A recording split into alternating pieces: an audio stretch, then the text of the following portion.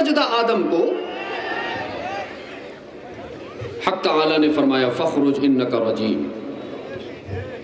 نکل جاؤ میری بارگاہ رحمت سے، وَإِنَّ عَلَيْكَ لَعْنَتِي إِلَى يَوْمِ الدِّينِ، اب قیامت تک میں تجھے رحمت کی نظر سے نہیں دیکھوں گا، لعنت برستی رہے گی۔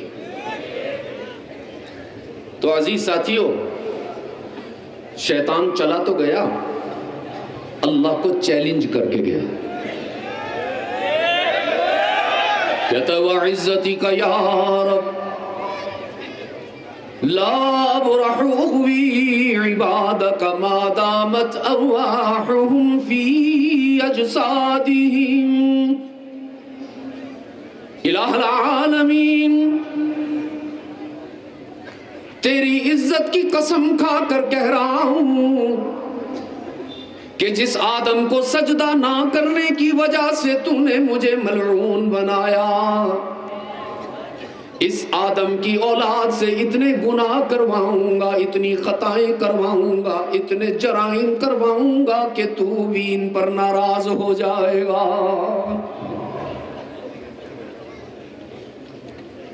ایک قسم کھا کر شیطان نے چیلنج کیا اللہ کو، رب العالمین نے فرمایا کم بخت شیطان، تو نے ایک قسم کھا کر اعلان کیا کہ میرے بندوں سے گناہ کروائے گا، میں 4 قسمیں کھا کر تجھے جواب دینا چاہتا ہوں، وعزتی وجلالی وکرمی وعلو مکانی لا ازال اغفر لهم استغفرونی، تو جتنا چاہے میرے بندوں سے گناہ کروا، جتنا چاہے انہیں نافرمان بنا، جتنا چاہے ان سے جرائم کروا، میں 4 قسمیں کھا کر اعلان کرتا ہوں جب کبھی بھی میرے بندے گناہ لے کر توبہ کرنے کے لیے آئیں گے، انہیں تانا بھی نہیں دوں گا، معاف کر دوں گا۔ کتنے پیار سے حق تعالی نے فرمایا قُلْ يَا عِبَادِي الَّذِينَ أَسْرَفُوا عَلَىٰ أَنفُسِهِمْ لَا تَقْنَطُوا مِن رَحْمَةِ اللَّهِ إِنَّ اللَّهَ يَغْفِرُ الذُّنُوبَ جَمِيعًا إِنَّهُ هُوَ الْغَفُورُ الرَّحِيمُ۔ حق تعالیٰ نے فرمایا اگر تمہارے گناہ بہت زیادہ ہو گئے ہیں تو میری رحمت کا بھی کوئی ٹھکانہ نہیں، زندگی بھر کے گناہ لے کر میرے در پہ آؤ نا، آسمان کے ستاروں سے زیادہ گناہ، ریت کے ذروں سے زیادہ خطائیں، پہاڑوں کے وزن سے زیادہ وزنی جرائم لے کر آؤ نا، حق تعالیٰ فرما رہے میرے در پہ آؤ، جب انہیں نیاز جھکاؤ، طلب کا دامن پھیلاؤ، ندامت کے آنسو بہاؤ نا، اگر آنسو نہیں نکل رہا رونے جیسی شکل بنا کر دکھاؤ نا، حق تعالیٰ فرما رہے تمہارے آنے میں دیر ہو سکتی ہے، میرے راضی ہونے میں دیر نہیں ہوگی۔ یاد رکھنا سراج گنج کے روشن ضمیروں، اللہ نے اگر ماں باپ کو اکلوتی اولاد دے دی، ایک ہی بیٹا دے دیا چھیلے، والدین نے اس بچے کی پرورش کی، باپ سارا دن دھوپ میں محنت کرتا رہا تاکہ میرا بچہ جوان ہو جائے، ماں ساری رات بچے کی خدمت کرتی رہی تاکہ بیمار نہ ہو جائے، ساری زندگی ماں باپ نے اس چھیلے کے لیے قربان کر دی، باپ نے اپنی ساری جوانی لگا دی، ماں نے اپنا سارا شباب لگا دیا، یہ سوچ کر کے بچہ جب جوان ہوگا ہمارا سہارا بنے گا، ہمارا دوست بنے گا، ہمارا خادم بنے گا، لیکن عزیز دوستو بچہ جب بڑا ہوا تو شیطان کا دوست بن گیا، باپ کا نافرمان ہو گیا، شیطان سے دوستی کر لی، باپ سے دور ہو گیا، शैतान की मानने लगा, माँ को नाराज करने लगा। और जब माँ बाप ने बच्चे को समझाया ये क्या कर रहे हो, ऐसे ना करो, तो बच्चा माँ बाप को छोड़कर चला गया। कई साल तक माँ बाप की खबर नहीं ली, न कभी ईद पर आया, न कभी रमजान में आया। साल हर साल बच्चे ने माँ बाप का एहसास नहीं किया। बाप बीमार होता, बच्चे को याद करता, बच्चा कभी हाल भी ना पूछता। माँ सारी सारी रात बच्चे की याद में आंसू बहाती, बच्चा लौट कर ना आता। कई साल गुजर गए। एक दिन बच्चे को ख्याल हुआ, मैंने कितना बड़ा गुनाह कर दिया, मैंने कितनी बड़ी खता कर दी, अपने माँ बाप को नाराज किया, कितना बड़ा जुल्म कर दिया मैंने। ये एहसास होते ही वो रोने लगा, आंखों से आंसू बारिश की तरह बरसने लगे। जल्दी जल्दी तेज तेज चलता हुआ अपने घर की तरफ आया तो देखा घर का दरवाजा बंद नहीं है, घर का दरवाजा खुला हुआ है और वालिद घर के दरवाजे पर बैठा अपने बच्चे को याद कर रहा है। क्या करें अजीज दोस्तों, औलाद तो माँ बाप को भूल सकती है, अल्लाह की कसम माँ बाप औलाद को नहीं भूल सकते। औलाद माँ बाप से नाराज होकर दूर चली जाती है, माँ बाप कभी अपनी औलाद से नाराज नहीं हुआ करते। बच्चा बीमार हो जाए, वालिद रोटी नहीं खाता जब तक बच्चा ठीक ना हो, रात को माँ सो नहीं सकती जब तक बच्चे का बुखार खत्म ना हो। वो बच्चा दौड़ता हुआ आया तो देखा मेरा वालिद आज तक आंसू बहा रहा है, दरवाजे पर बैठा हुआ बाप बेटे का इंतजार कर रहा है। वो बेटा आकर वालिद के कदमों में बैठ गया, दोनों हाथ उसके पांव पर रख दिए, उसकी दाढ़ी को पकड़कर कहने लगा, अब्बा जी गलती हो गई, मुझे माफ कर दो ना, मैंने तुम्हारा दिल दुखाया, मैंने तुम्हारा हक अदा नहीं किया, मुझे एहसास हो गया, आज के बाद कभी तुम्हारा दिल नहीं दुखाऊंगा, अब्बा गलती हो गई माफ कर दे। फिर वहां से उठकर चला गया अपनी वालदा के पास, वालदा के दुपट्टे को पकड़कर कहने लगा, अम्मा गलती हो गई मुझे माफ कर दे। तो याद रखना सिराजगंज वालों, उस इकलौते चेले पर उसके माँ बाप इतनी जल्दी राजी नहीं होते जितना जल्दी अल्लाह अपने गुनाहगार बंदे की तौबा पर राजी होता है।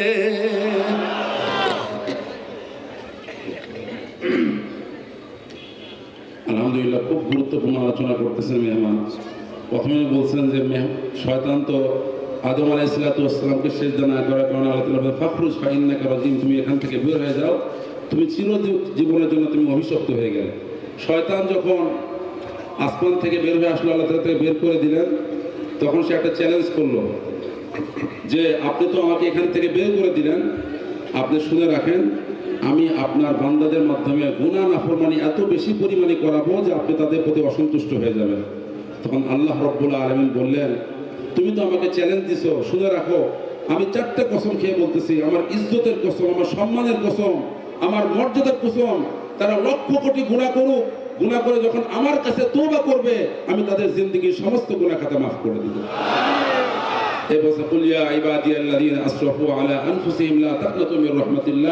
হে বান্দা, তোমার আসমান এবং জমিন পরিমাণ, সমুদ্রের ফেনার পরিমাণ যদি গুনাহ হয়, লা তাকনাতু মির রাহমাতিল্লাহ, তোমরা আল্লাহর রহমত থেকে নড়াস হয় না, হতাশ হয় না। ইন্নাল্লাহা ইয়াগফিরুয যুনুবা জামিআ, আল্লাহ তাআলা বান্দার জিন্দেগীর সমস্ত গুনাহ খাতা মাফ করে দেন, ক্ষমা করে দেন। এরপরে মেহমান একটা উদাহরণ দিয়ে বলছেন, কোন দম্পতির একটা সন্তান থাকে, সেই সন্তানের জন্য পিতামাতা কত কষ্ট করেন, কত মেহনত করেন, তার ডেডিকেশন, স্যাক্রিফাইস, কোরবানির বদৌলতে পিতামাতা খেয়ে না খেয়ে সন্তানের জন্য মেহনত করেন, সন্তান একসময় বড় হয়ে যায়। এরপরে ফ্রেন্ড সার্কেল, মোবাইল, অসৎসঙ্গীর কারণে সে বন্ধু বান্ধবকে প্রাধান্য দেয়, পিতামাতার থেকে দূরে সরতে থাকে, পিতামাতাকে শত্রু বানায়, বন্ধু বান্ধবকে সে দোস্ত বানায়। কথা ঠিক না ঠিক বলে? তো সে বন্ধু বান্ধবকে কি বানায়? দোস্ত বানায়, এক সময় দেখা যায় পিতা মাতা তাকে বুঝাইতে থাকে, সে বুঝতে থাকে না, রক্ত গরম হয়ে থাকে, বুঝতে থাকে না, তখন সে একসময় বাড়ির থেকে বের হয়ে বন্ধু বান্ধবের দল চলে যায়, যেখানে বিয়ে করছে সেখানে শ্বশুর বাড়িতে গিয়ে সংসার করতে থাকে, ঠিক না ঠিক? কিন্তু সন্তান তো ছেলেও তো একসময় সন্তানের পিতা হবে, ঠিক কিনা? সে যখন বড় হতে থাকে, এদিক দিয়ে পিতা মাতা বাসায় কান্নে, আব্বা কাঁদতেছে, মা কাঁদতেছে, শেষ সাথে কাঁদতেছে, আল্লাহ দরবারে রোনাজারি আহাজারি করতেছে, তারপরেও পিতা মাতা সন্তানের জন্য বদদোয়া করে না। সন্তান যত কি করুক, নাফরমানি করুক, পিতা মাতার বিরুদ্ধাচরণ করুক, সত্যিকার অর্থে পিতা মাতা কোনোদিন সন্তানের কি অমঙ্গল চায় না, তার জন্য সবসময় কল্যাণ কামনা করেন। এক সময় সন্তান তার বুঝ আসে তার দিলের মধ্যে, আহা আমি তো আমার পিতা মাতার সঙ্গে কি করেছি, নাফরমানি করেছি, তাকে দিলের মধ্যে কষ্ট দিয়েছি, তখন সে যখন রওনা হয়ে যায়, গিয়ে দেখে যে তার বাড়ির দরজা খোলা আছে, সুবহানাল্লাহ বলেন। তার জন্য তার বাড়ির দরজা পিতা মাতা বন্ধ করেনি, তখন সে পিতার পায়ে গিয়ে পড়ে, আব্বা আমার ভুল হয়ে গেছে, আপনি ক্ষমা করে দেন। এরপরে সেখান থেকে বাবা ক্ষমা করে দেয়, এরপরে মার কাছে যায়, মার কাছেও কান্নাকাটি করে, বলতেছে পিতা মাতা যত ক্ষণে ক্ষমা করে দেন, আল্লাহ যখন বান্দা গুনাহ করে আল্লাহর কাছে যখন তওবা করে, আল্লাহ তার আগে বান্দাকে ক্ষমা করে দেন। आसमान भी किसका इनाम है भाई? जोरे बोलो, अल्लाह से नाराज तो नहीं हो कहीं? मस्जिद में जाते हो ना नमाज पढ़ने? हाँ, जो अल्लाह से नाराज होता है वो नहीं जाता उसके घर। लोग कहते हैं अल्लाह हमसे नाराज हो गया, अल्लाह तो कभी नाराज नहीं होता। अगर वो नाराज होता तो अजान की आवाज बंद हो चुकी होती। वो तो रोजाना कहता है हय्या अलस सलाह, हय्या अलल। हय्या का माना क्या है उर्दू में? बंगला में कैसे बोलेंगे? आशो आशो। उलमा बैठे हुए हैं, आशो के लिए अरबी में हय्या यूज नहीं होता, आशो के लिए कहा जाता है ताल। ऐसा ही है भाई, गलती तो नहीं कर रहा हूं? सही है ना? आशो के लिए अरबी में इस्तेमाल होता है तालौ। अल्लाह ने ये नहीं फरमाया तालौ इलस सलाह, तालौ इलल फलाह। अल्लाह ने फरमाया हय्या अलस सलाह, हय्या अलल फलाह। हय्या अरबी में उस वक्त इस्तेमाल होता है जब कोई बादशाह किसी फकीर की अपने महल में बुलाकर दावत करता है। मेहमान की बोलছেন তো যে আমরা আল্লাহ তো হাইয়া আলাল ফালাহ বা হাইয়া আলাস সালাহ বলে না, আমরা বলি না, আযানের মধ্যে বলি যে হাইয়া মানে আসো না, আমরা বলি এদিকে আসো, এটা আরবিতে ব্যবহার হয় তাআল বা তাআলাও, এদিকে আসো। কিন্তু হাইয়া কখন ব্যবহার হয়?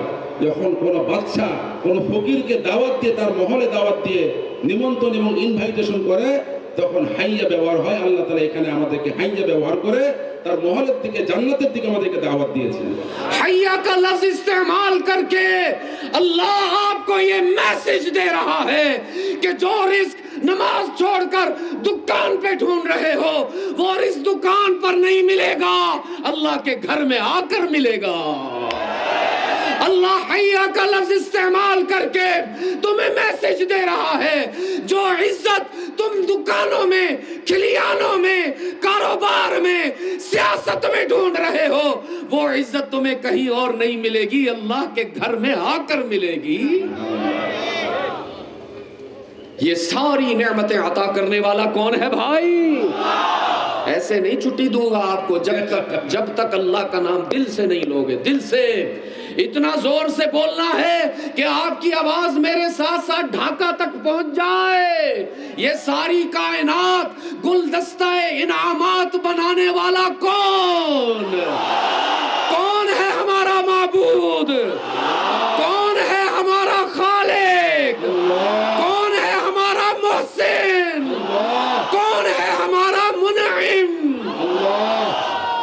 सब कुछ उसने अता फरमाया, सब कुछ अल्लाह ने अता फरमाया। लेकिन आज आपको एक राज की बात बताता हूं, आज आपको एक ओपन सीक्रेट बताता हूं।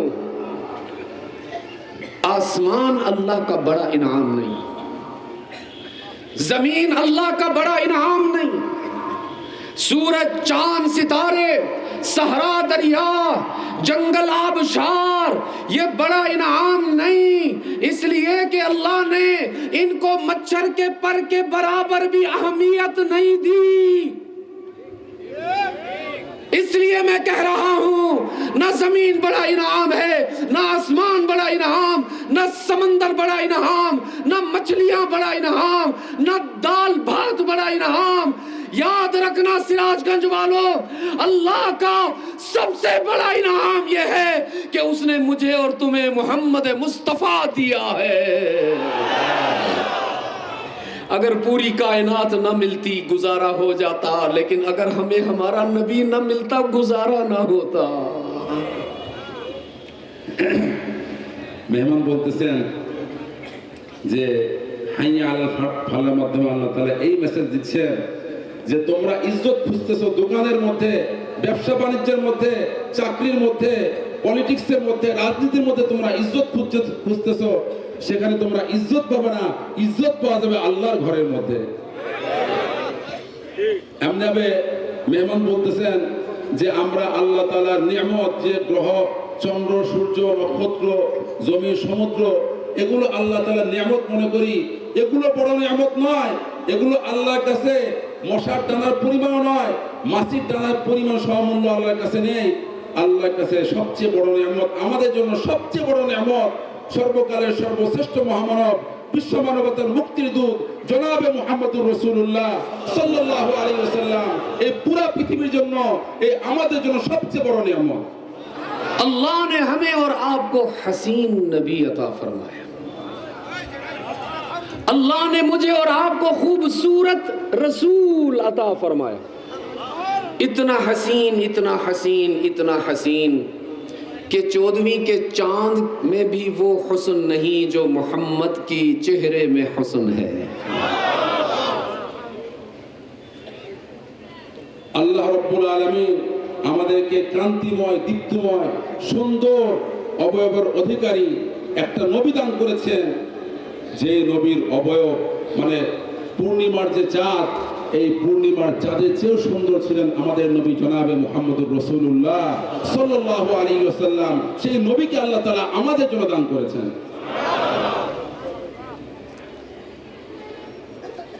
ایک مرتبہ جبرائیل حاضر ہوئے، آ کر کہنے لگے اللہ کے محبوب، آج آپ کے سامنے اقرار کرنا چاہتا ہوں، آج آپ کے سامنے دل کی بات کرنا چاہتا ہوں۔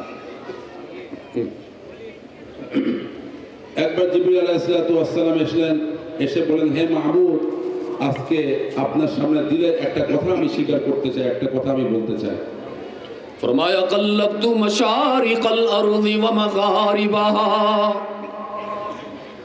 قلبت مشارق الارض ومغاربها۔ اللہ کے محبوب، میں نے پوری کائنات کا کونا کونا چھان مارا ہے، مشرق بھی دیکھ کر آیا ہوں، مغرب سے بھی ہو کر آیا ہوں، شمال کے بھی چکر لگائے ہیں، جنوب سے بھی ہو کر آیا ہوں، ساری کائنات کے حسینوں کو دیکھا میں نے، تمام انبیاء اور رسول کے چہروں کی زیارت کی، لیکن اللہ کے محبوب، اللہ کی قسم کھا کر اعتراف کرنا چاہتا ہوں، لم اجد رجلا افضل انور احسن اشرف اکرم من محمد صلی اللہ علیہ وسلم۔ میں نے آپ سے زیادہ کسی کو حسین نہیں پایا ہے۔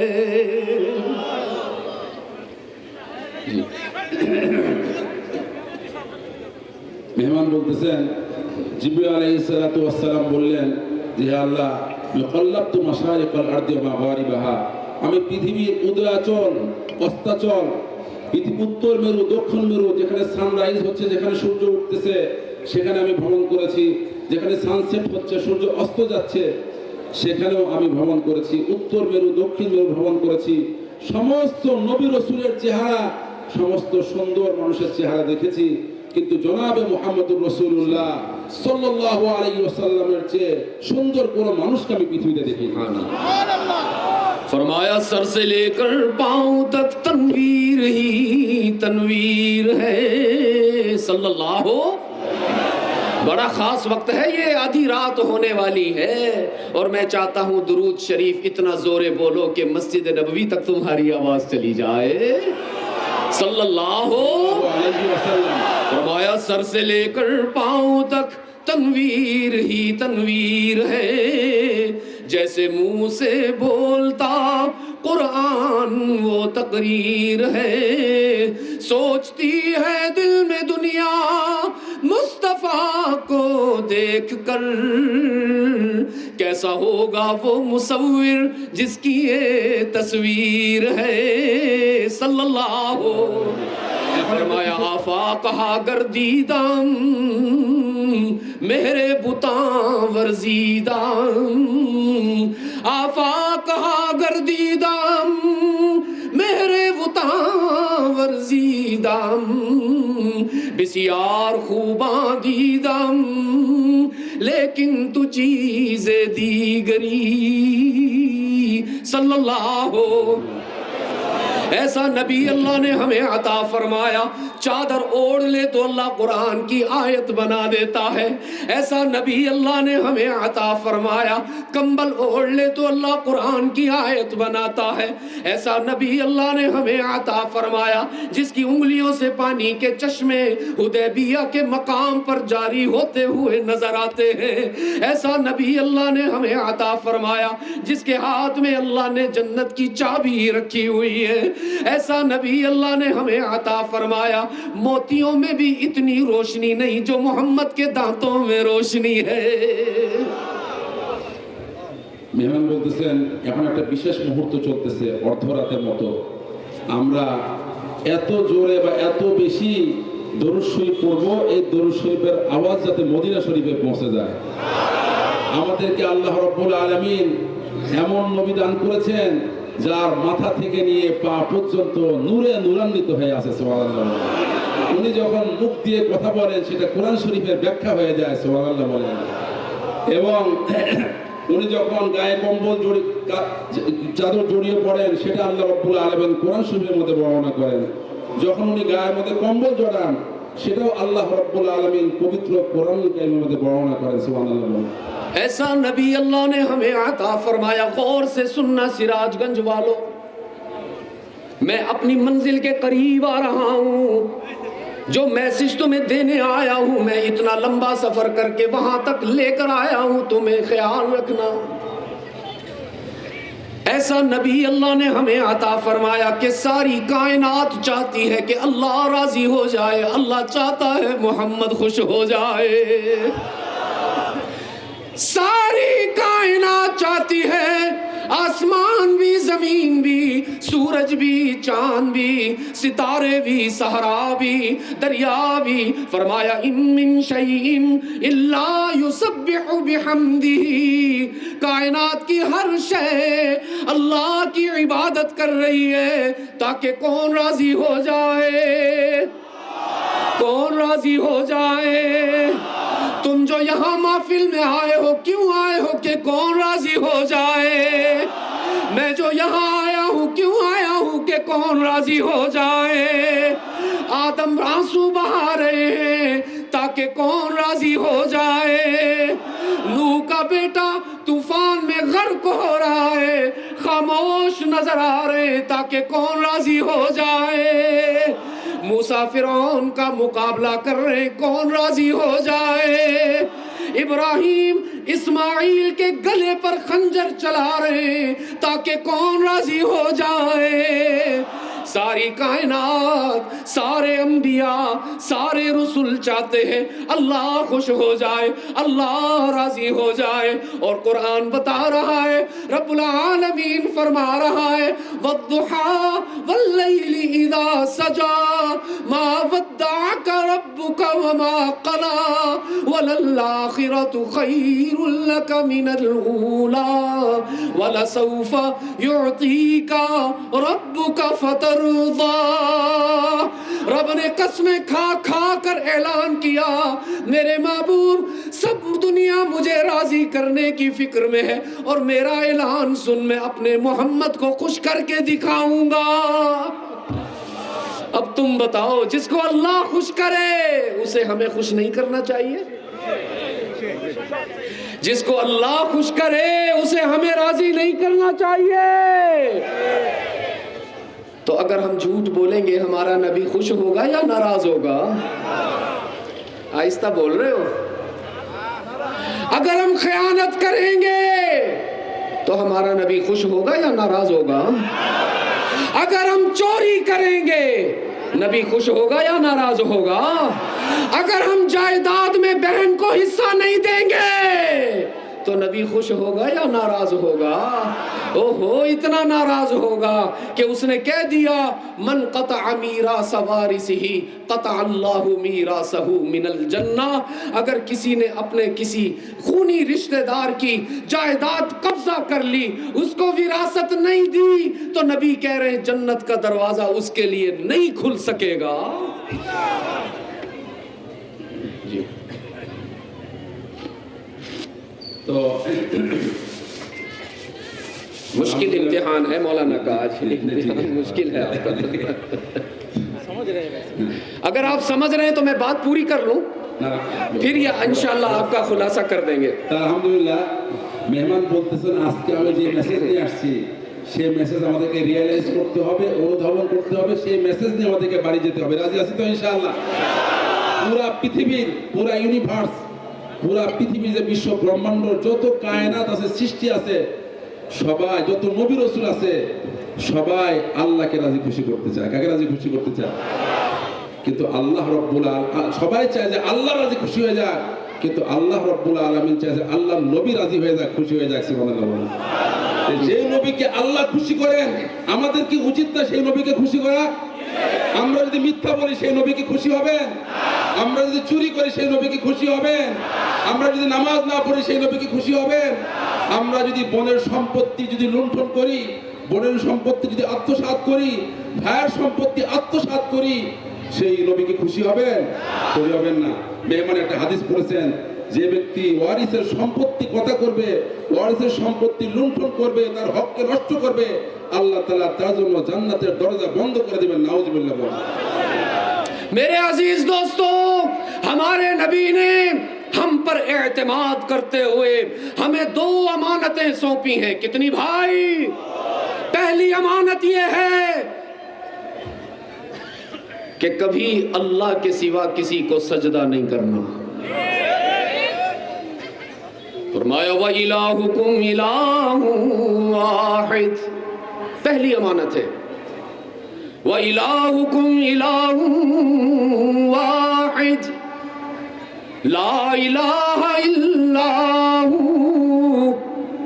حق تعالی نے فرمایا کوئی اور تمہارا معبود نہیں، کوئی اور تمہارا مسجود نہیں، کوئی اور ہر جگہ موجود نہیں. سراج گنج والوں بتاؤ نا تم سب کا معبود کون ہے؟ تم سب کا مسجود کون ہے؟ ہر جگہ موجود کون ہے؟ مشکلات میں کام آنے والا مشکل کشا کون ہے؟ اپنے روتے ہوئے بندوں کے آنسو اپنے دامن رحمت سے صاف کرنے والا کون ہے؟ اپنے بیمار بندوں کو شفا دینے والا کون ہے؟ رزق عطا کرنے والا کون ہے؟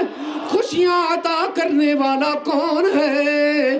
اس لیے وعدہ کرو میرے ساتھ کسی اور کو سجدہ نہیں کرو گے، چاہے بڑی سے بڑی قربانی دینا پڑے، چاہے سینے پر گولی کھانا پڑے، چاہے آگ پر جلنا پڑے، چاہے پھانسی پر لٹکنا پڑے.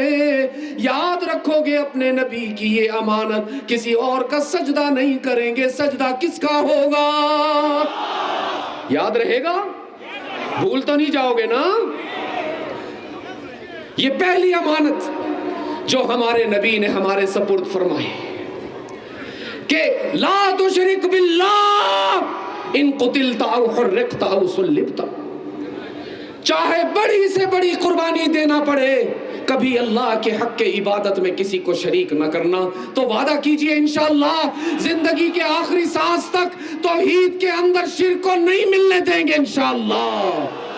اور دوسری امانت سراج گنج والوں یاد رکھنا، میرے آقا نے دوسری امانت ہمیں یہ دی تھی کہ دیکھنا خیال رکھنا 1400 سال کے بعد قادیانی آئے گا.